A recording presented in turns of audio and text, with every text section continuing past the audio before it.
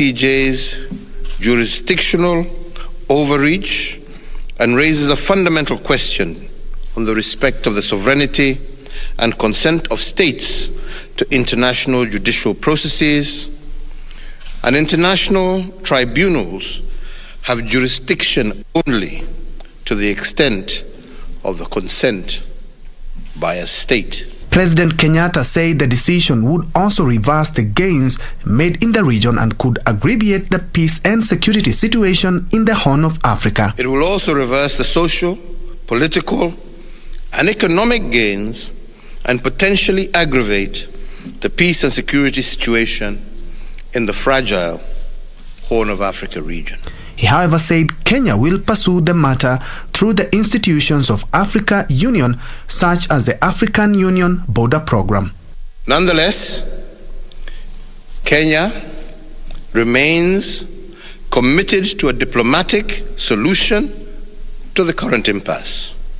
We'll resolve this matter through institutions of the African Union, such as the African Union Border Program and its peace and security architecture, in addition to other bilateral arrangements. A section of leaders from Ma community are calling for peaceful campaigns ahead of the 2022 general elections. The leaders want politicians to restrain from making hate speech and incitement to avoid the country sliding back to what was witnessed in the year 2007. Chief Administrative Secretary in the Ministry of Labour, Patrick Ntutu, is leading other Ma leaders into a campaign to preach peace and harmony among locals ahead of the 2022 general election. Tupee hao wandugu zetu waje waombe kura, lakini ikifika wakati ya kura ni nyinyi wananchi mtaamua. Na tunapenda kusikia mambo ya uchaguzi ati watu wanakuja kupambana kwa sababu ya kutaka kulete uhasama katika jamii zetu. Tufanye siasa kwa amani, tufanye kwa ushirikiano mzuri. Hata itakapofika wakati wa vyama, tutaenda vyama vyetu kwa amani na kwa upendo. The leaders want all aspirants in the next year's election to maintain decorum as they traverse the country seeking votes. Tunaunga mkono sana mambo ya handshake kwa sababu ndio imeweza kuleta amani, makabila yote wakae pamoja kama mandugu. Narok County Assembly Speaker Ngoidila Olelankas reminded the locals that the area will only progress development-wise if they coexisted peacefully. The leaders spoke in a Maasai traditional event commonly known as Emanyata at Malelo Ward in Narok South Sub-County on Tuesday. Purity Museo, Lunchtime News. Milimani Primary School in Funyula constituency, Busia County, is set to benefit from 5 classrooms courtesy of the Constituency Development Fund and the Anglican Church of Kenya. Speaking during the groundbreaking ceremony, Funyula Member of Parliament Oudo Mundenyo said construction of the classroom block will include toilets at a cost of 6 million shillings. Reverend Juta Bone of the ACK said the new classrooms will boost enrollment of learners in the institution.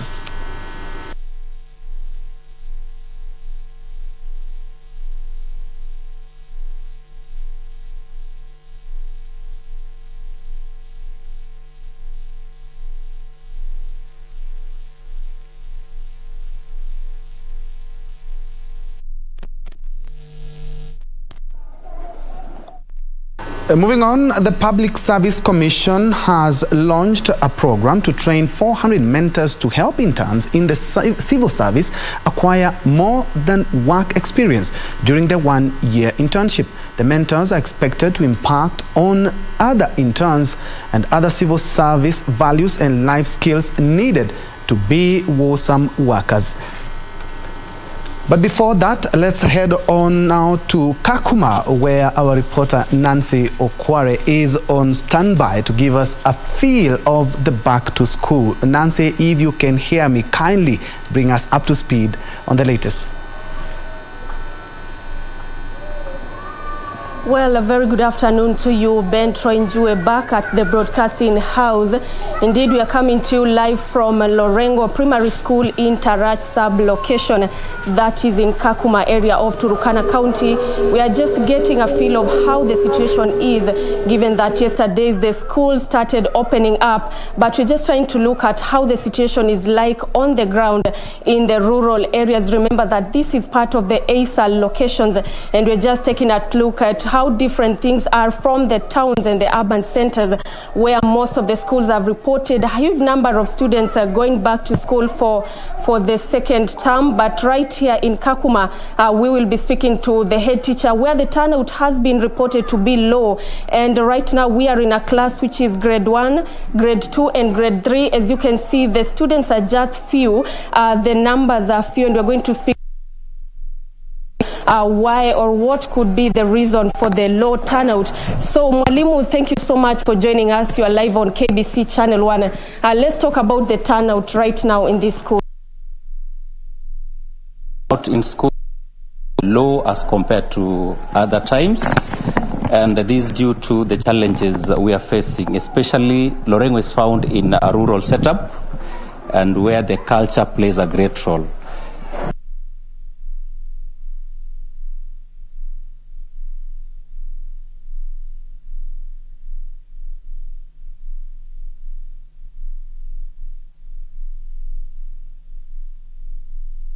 Apologies for that. We seem to be having a network connection problem there from Turkana, where our reporter Nancy Okware is there interviewing the head of school. Let's first of all listen in.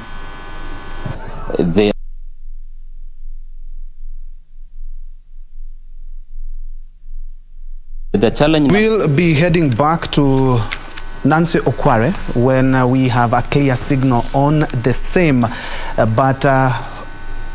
okay, my director informs me that the signal is back. Let's listen in. The main challenges we are facing when it comes to opening of the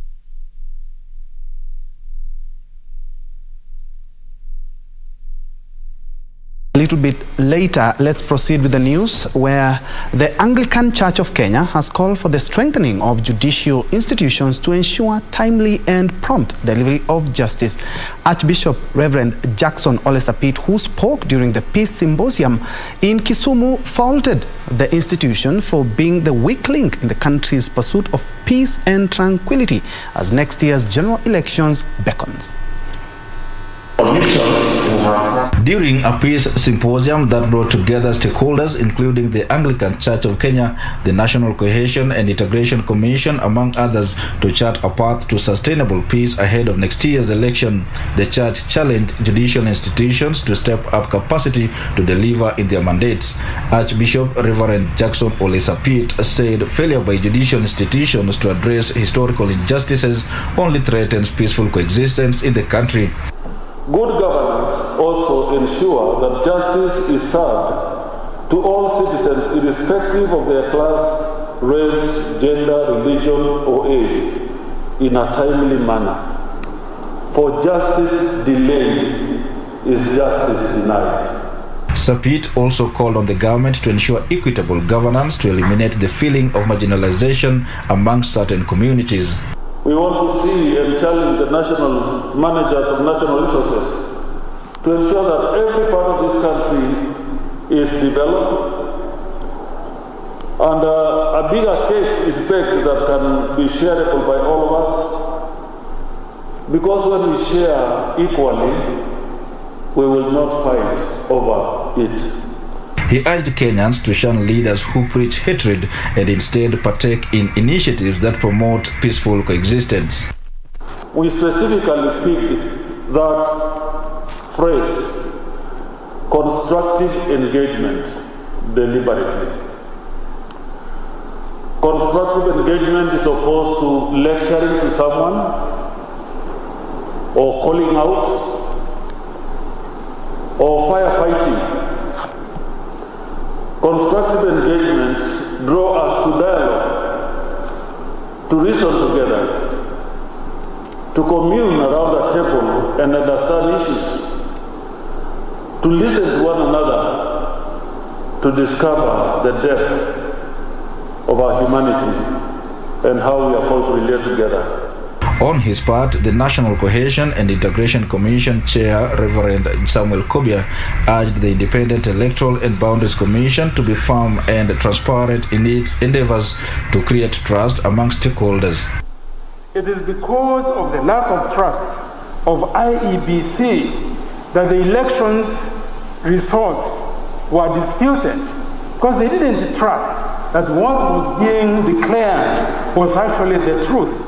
We must design an electoral system in our nation such that we really live up to the tenets of democracy, which was not just a process, political process for its sake, but for a certain outcome.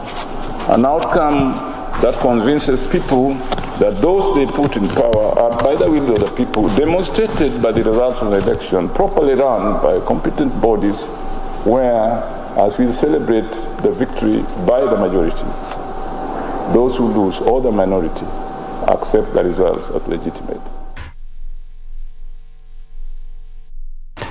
Moving on, religious leaders are questioning the low voter turnout in the ongoing voter registration exercise. The National Council of Churches of Kenya, Supreme Council of Kenya Muslims, Kenya Catholic Conference of Bishops, and the Evangelical Alliance of Kenya say civic and voter education should be done to enable the youth understand their constitutional right in the 2022 general polls. Numbers recorded in the ongoing mass voter registration exercise is worrying religious leaders. We appeal to all Kenyans and youths to register as voters so as to exercise their constitutional right to vote in good leaders. The clergy from National Council of Churches of Kenya, Supreme Council of Kenya Muslims, Kenya Catholic Conference of Bishops, and Evangelical Alliance of Kenya, who met in Kericho, want civic and voter education undertaken and youth mobilized to register. We as religious bodies in Kericho County are committed to actively mobilize and guide youth to constructively play their patriotic and civic duty in ensuring peaceful election on the same. The Kericho CDRG is concerned about the high levels of corruption, the rising cost of living, high taxation, collapsed business, high rate of unemployment that have overburdened Kenyans and other emerging challenges. In the 30-day mass voter registration exercise, IEBC targets 6 million, with 4 million being youth. As of Sunday, the Commission had registered slightly over 200,000, falling short of its 1.5 million target per week. Kamche Menza for Lunchtime News. Moving on, political leaders from Luo Nyanza have welcomed the newly found unity between the region and Mt Kenya ahead of the 2022 elections. Prominent businessman Fred Rabongo lauded President Uhuru Kenyatta and ODM party leader Raila Odinga for spearheading the union, saying it's good for the peaceful coexistence between the two communities. The newfound working relationship between opposition leader Raila Odinga and Mt Kenya is receiving accolades. Just a day after meeting youth from Mt Kenya, a group of Nyanza businessmen said the move is a positive sign to end the bitter divide between Luo Nyanza and Mt Kenya region. Led by Fred Rabongo, the group says the union couldn't have come at a better time. Rabongo, who will be seeking the Nairobi gubernatorial seat in 2022, challenged the youth to turn up in large numbers and register as voters. Muchukue identity cards kwanza, muchukue kura because hii ni nchi yenu. And if you don't participate, because I know most youth think that they should not vote. If you don't participate in the voter process, then you are effectively voting a wrong person by not voting. He said the handshake has achieved its purpose of enhancing peace and coexistence in the country. Handshake between President Uhuru and Right Honorable Raila Amolo Odinga has brought peace, and as a businessman, we know that business thrives in a peaceful environment, and this has worked very well for the business community.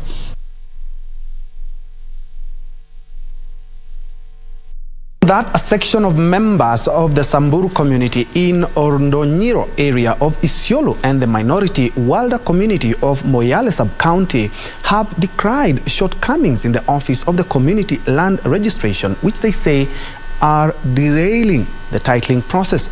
The leaders now want the national government to deploy a substantive community land registrar in Isiolo County and another one in Marsabit County.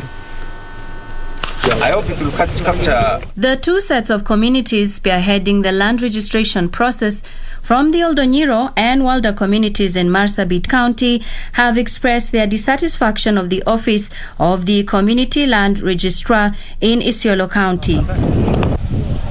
Led by their chair, Nicholas Lesokoyo, and Guyo Halkano, the communities lamented the land registration process is dragging owing to the absence of a substantive registrar at the Isiolo Lands Office. Kidogo sisi kama jamii ya Oldonyiro tuko na kero.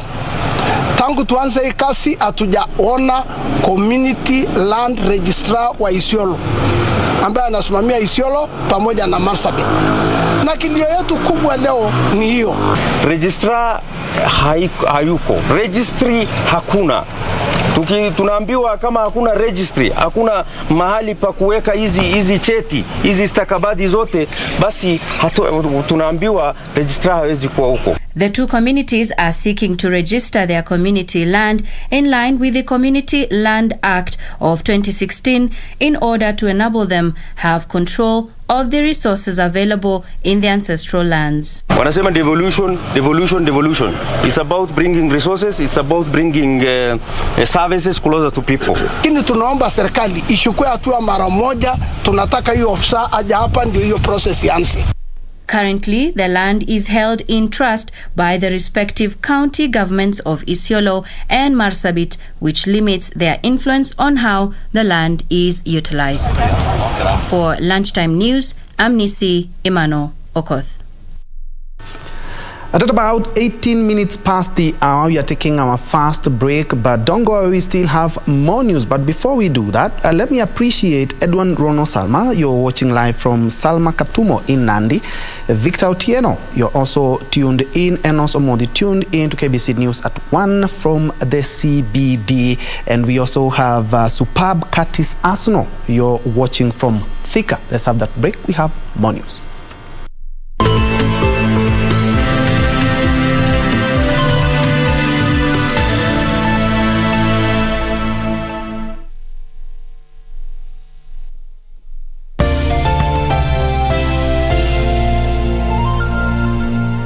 Ili kupata sikiza tune hii ya kibeti, bonyeza star 811 star 962 hash. Aje umefanya vizuri sana kunifikia hii simu sasa. Nimekuwa na stress kutoka asubuhi kabisa. Na ni huyu mtu ambaye alikuwa anapatiana majina ya vitu. Kwani hakutufikiria sisi watu wa Eastern Ukambani? Ni nani alisema ati wife kwa Kiswahili ni mke? Na akasema ati handbaka. Hii inabebwa na mwanamke handbaka. Ati kwa Kiswahili ni kibeti. Huko kwetu mke ndiye kibeti. Ili kupata sikiza tune hiyo ya kibeti, bonyeza star 811 star 962 hash. Star 811 star 962 hash. We take it on at the right time. Honorable Musalia Mudavadi. The Honorable Mutahi Kagwe. Chief Justice Martha Karambuko. This is KBC, the voice of Kenya. Asking the right questions. I don't know how it made you feel as speaker who is presiding over a house where members can be compromised with 10,000 shillings. We keep our guests. Also, I thought this is it. My end has come. If really we want an end of this pandemic, we must fight. Our goal, to tell it as it is for the benefit of our viewer. And I'm sure we will have good discussions. All right. That will make probably your viewers. A live interview on KBC TV, Chief of Defense Forces General Robert Kibosha. Jaji mkuu kwa mara ya kwanza katika mahojiano yake ya kipekee na runinga ya KBC Channel 1 and 2 TV stations covering over 90% of the entire country. The message always gets home. KBC, the home of on-air TV interviews.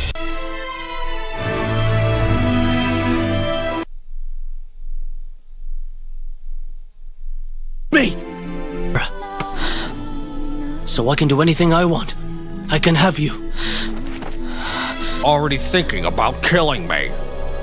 Though I may have escaped this time, I can't escape forever. Tell the commissioners to make an appeal and accuse Wang Zhen of abusing his power.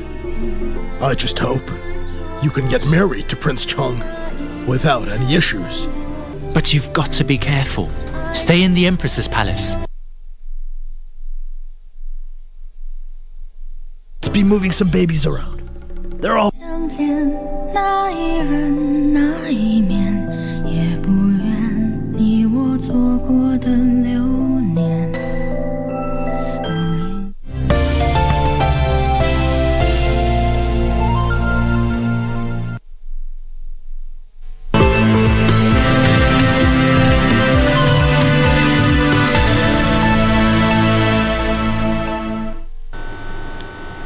Welcome back and thanks for keeping it KBC. Let's proceed. Let's revisit our earlier story where the Public Service Commission has launched a program to train 400 mentors to help interns in the civil service acquire more than just work experience during their one-year internship. The mentors are expected to impart on other interns in the civil service values and life skills needed to become wholesome workers.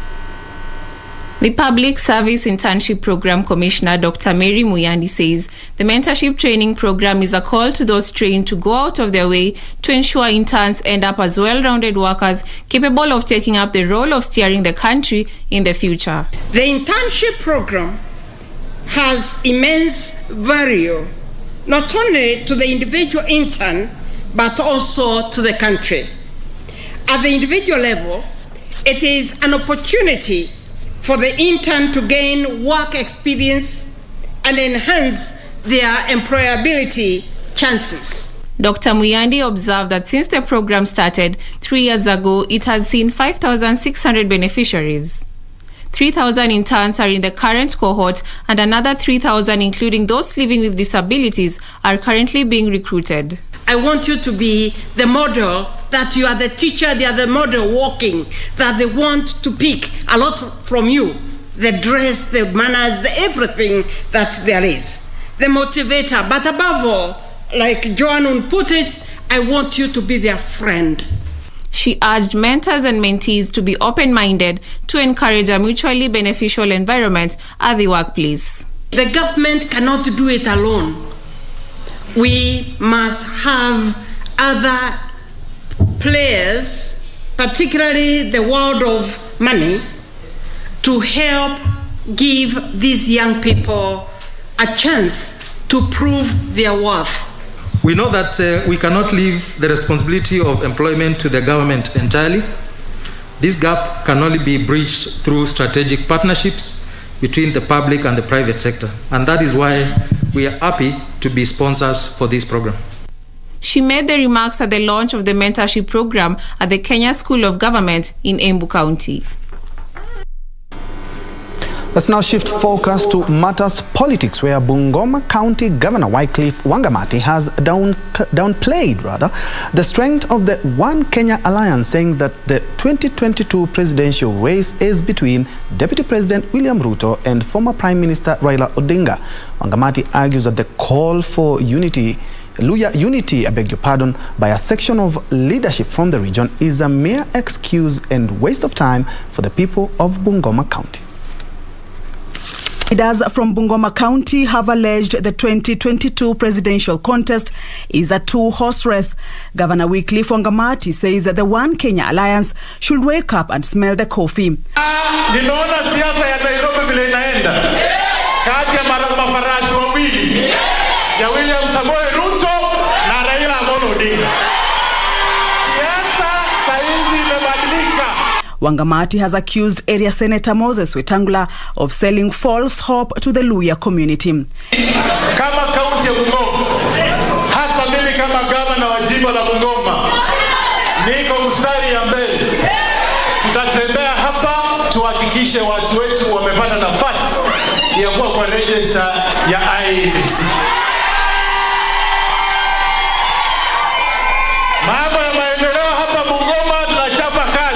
Meanwhile, the Rift Valley Council of Elders has accused the Mt Kenya Foundation of attempting to impose leaders on Kenyans. The elders have taken issue with the two meetings convened by the foundation where they invited Raila Odinga and the One Kenya Alliance. Uzi ni wa wananchi wa Kenya. Mtu yeyote yule ambaye watamchagua awaongoze, huyo ndo ataongoza nchi. Tuna katiba ambayo inalinda mtu na mali yake. The Council Secretary Gilbert Kabaze said the actions portray personal interest of members of the foundation, adding that the common interest is in their businesses. Away from politics, the chairperson of the Disability Fund, Professor Julia Ojambo, has delivered equipment worth millions of shillings to empower persons with disability in Kikuyu, Kiambu County. More than 10,000 people living with disability in the county have applied to be empowered through the kitty, and it's only 3,000 people who will benefit. Professor Ojambo is now urging the county government to waive all business fees and taxes to persons with disability to assist them to start business in a conducive environment. Mlemavu wowote awe anapewa kila kitu kutoka kwa serikali, awe anajisaidia. Utaweza kuwa umeanguka ama uko mgonjwa na una pesa ya kujitibu. National Fund for Disabled of Kenya inatenga shilingi milioni 60 million kwa kununua vifaa ambavyo vinatuwezesha kufikia kila mmoja ambaye anahitaji na ameomba, na tumehakikisha kupitia kwa ofisi ya commissioner na social services pia na assistant chief kutoka mahali anatoka ya kwamba anahitaji.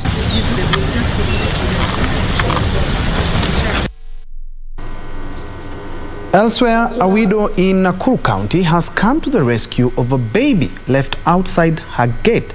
Julia Auma says the baby was found on Wednesday morning by her children. According to Auma, the baby, who is about 4 months old, may have been abandoned due to disability. Her neighbors at London Estate near Narok Town say she will need assistance to take care of the baby as they wait the next move with the Children's Department. Mama na kuna kamtoto pale kwa gate. Kuja nikapata kamtoto. Na katoto ni kama nikalemavu. Nikamlemavu. Sasa siwezi nikajua ni nani alikuja kukatupa.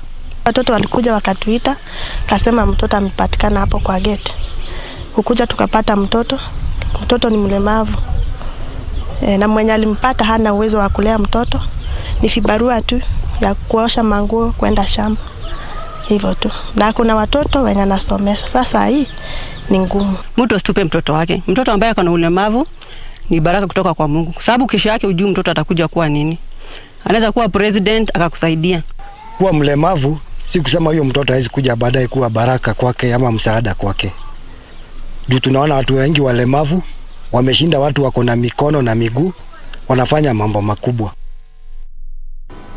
We surely hope that that kid will get the help that she deserves. Elsewhere, a section of mission hospitals in Kisii County have benefited from a donation of personal protective equipment as the fight against COVID-19 continues. It is the second time the medical facilities are receiving the PPEs, which include surgical gowns, gloves, face masks, and boots. Equity Bank Foundation, through a public-private partnership initiative, donated personal protective equipment to Christian Marina, Tabaka and Njue SDA health facilities in Kisii County. Robinson Mirieri, Equity Kisii Bank manager, said the support is meant to encourage more residents to visit health centers for medical checkup and vaccination, even as they adhere to coronavirus prevention protocols. At Equity Bank, we believe in private partnerships. And this is one of the partnerships that we hold dear, and we will continue supporting any agency that will be fighting the pandemic that has hit us. 4.2% of the population in Kisii County has been vaccinated against COVID-19. Moving on, secondary school girls at the Suguta Marmar Rescue Center have benefited from a donation of food and other items courtesy of the Samburu County Children Office in partnership with UNICEF. Teras Pauline Wanjiru, sister in charge of the rescue center, said the support will come in handy for the girls as they go back to school for the second term.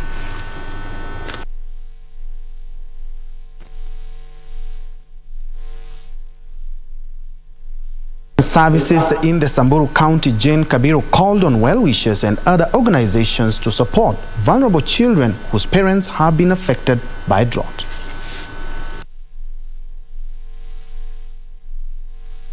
They have brought us food, they have brought us items which the girls need as they go back to school.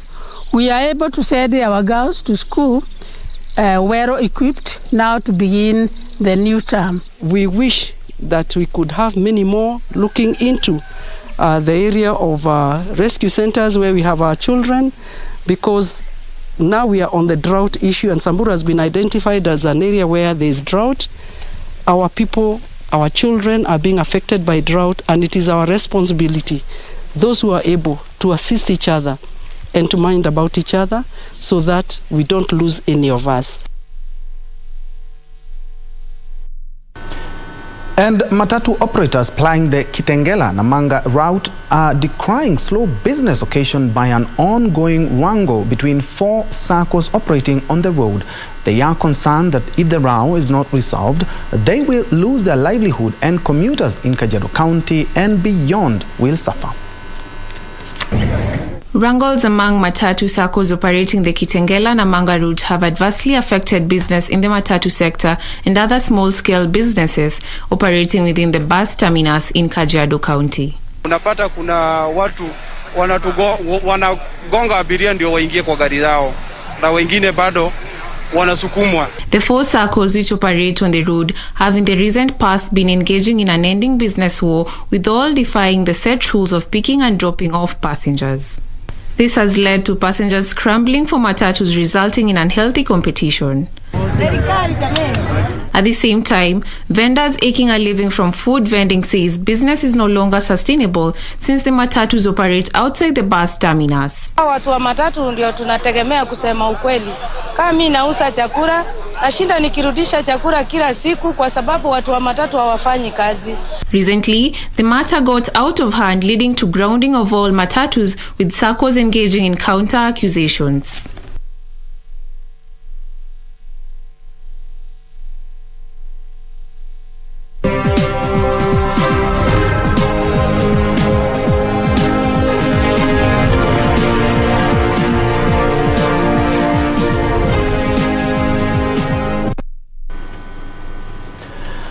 In business, expect power bills to drop by a huge margin by December of this year. Interior Cabinet Secretary Dr. Fred Matiang'i has urged a steering committee formed to address the management and energy crisis at the Kenya Power and Lighting Company to deal with all the issues facing the energy sector in the country. The government has classified Kenya Power as a special state project in a bid to streamline the power pricing and distribution mechanism at the utility firm.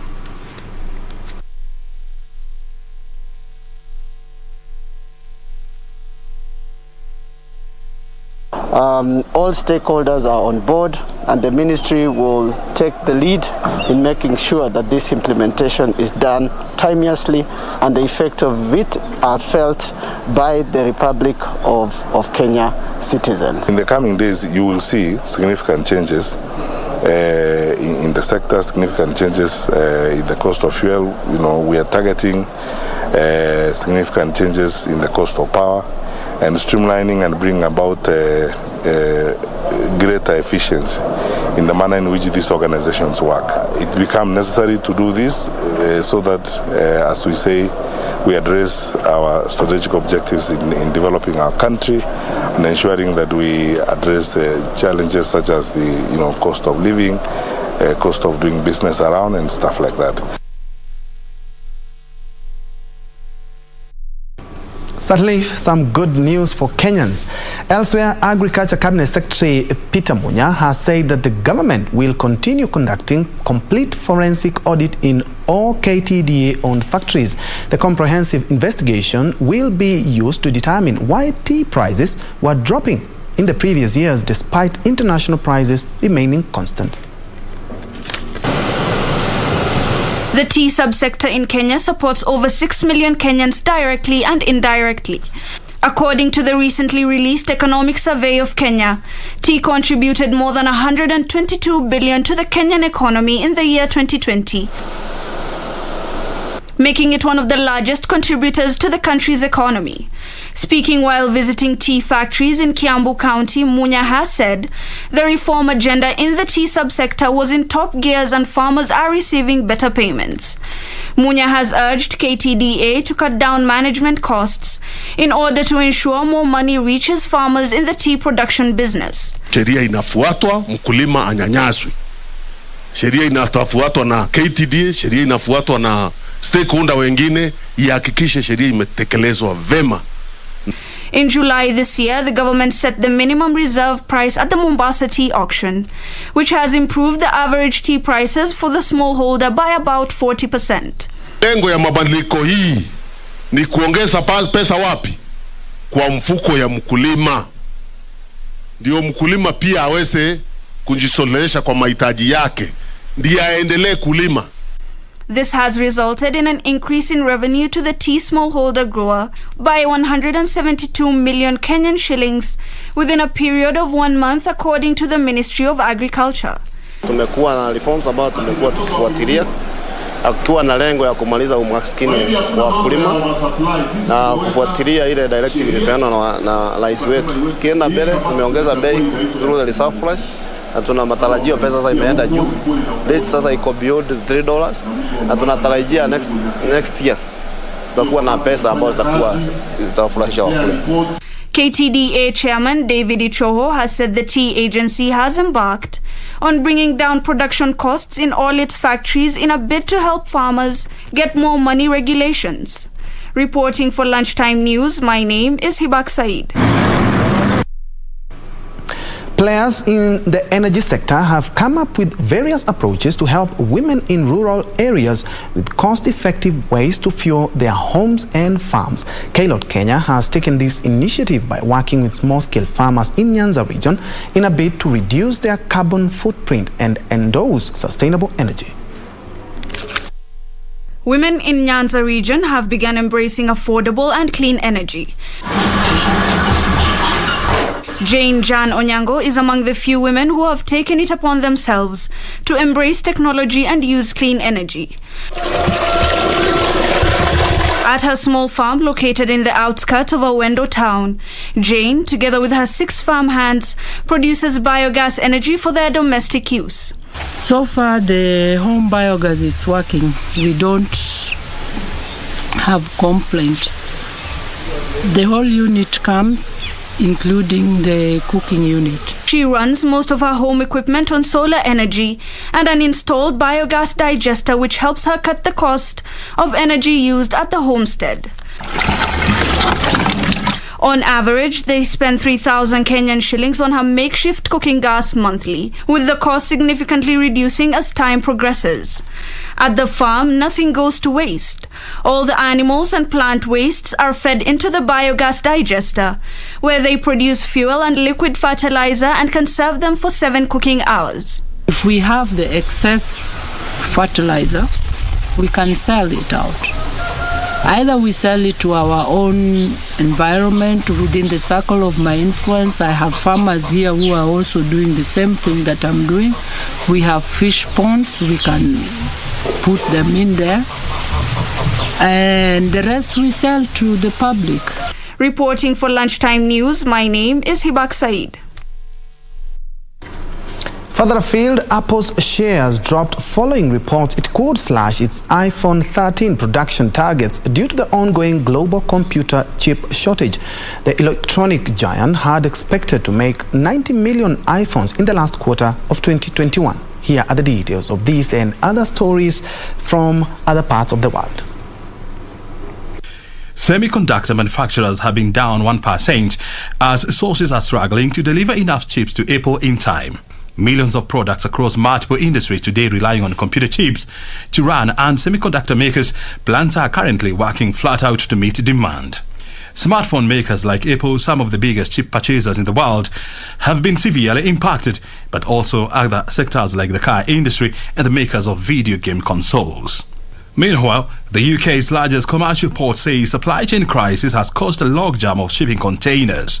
The port of Felixstowe, which handles 36% of UK's freight container traffic, blamed the busy pre-Christmas period and haulage shortages. Shipping giant Maersk made it known that it is rerouting some of its biggest ships away from the port of Felixstowe to other European ports where smaller vessels will be used for UK deliveries.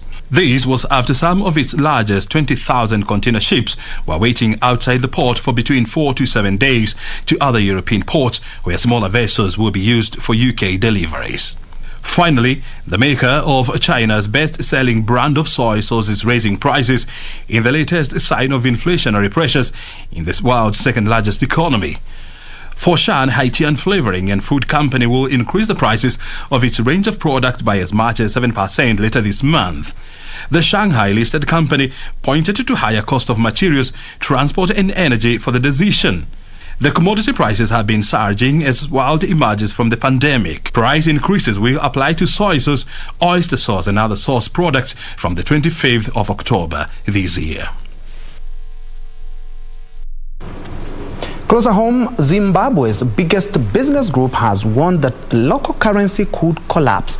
The arrest of scores of foreign currency traders of the past few weeks, alleged to be involved in black market USA dollar trading, is the first step the country has taken towards curbing the vice. Here are the details of this and others from across the continent. Zimbabwe's currency is in the danger of collapsing as companies resort to the US dollar for transactions. The country's main business group is going through a crackdown on black market currency trading. The government threatened to suspend the licenses of businesses using black market rates to price their goods and services. The Confederation of Zimbabwe Industries cautioned the government against criminalizing firms and traders. Meanwhile, the South African rand gained against the dollar as analysts were pricing in an interest rate increase by the central bank in the markets. The South African Reserve Bank has kept rates on hold at its previous 7 monetary policy committees, but at its monetary policy review, it highlighted inflation risks. In addition to fully pricing in a 25 basis point rate rise in the market, the country is already showing significant rate hikes next year. Finally, people in Nigeria have turned to cryptocurrency to conduct business, send payments and guard their savings. The Central Bank of Nigeria warned the country's bank that it would face severe regulatory sanctions for working with cryptocurrencies. The bank froze business licenses because of using crypto, and with users also exchanging crypto for the naira and other currencies with the people they connect with via WhatsApp and Telegram. According to analysts, cryptocurrency use in Nigeria may even be higher than what the numbers suggest.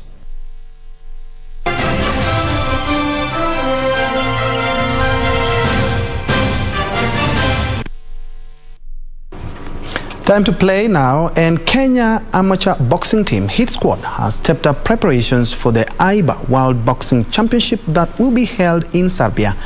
The championship will commence on 24th of this month to the 6th of next month.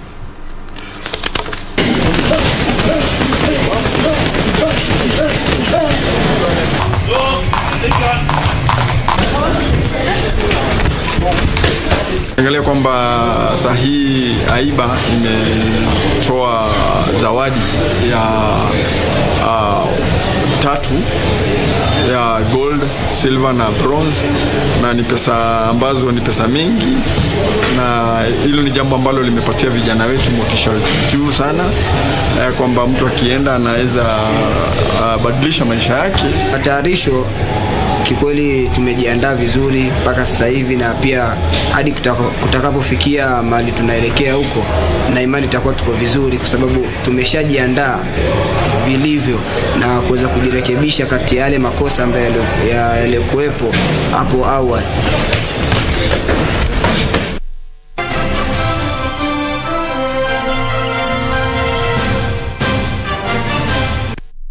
News just in is that Kenya's 5,000 meters women representatives to the Tokyo Olympics, Agnes Tirop, has been found dead in her house in Iten, Elgeyo Marakwet County. She had stab wounds in the abdomen. We are following up on that story and definitely will bring you much more in our subsequent bulletin. Thank you so much for keeping me company. My name is Ben Troy Njue. Lensa Odingo has been our sign language interpreter for this bulletin. Have a good one.